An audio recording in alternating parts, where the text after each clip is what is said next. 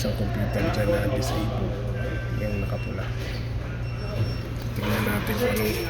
Ito yung star connector mo may sira. Ayan yung TV, ang mga terminals niya. Nakikita niyo ang mga terminals niya na nagka-crack na. Ayan, crack na yung terminal.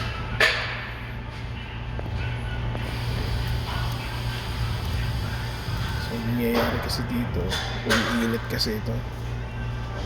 Pag sobrang init na, natutunaw na siya.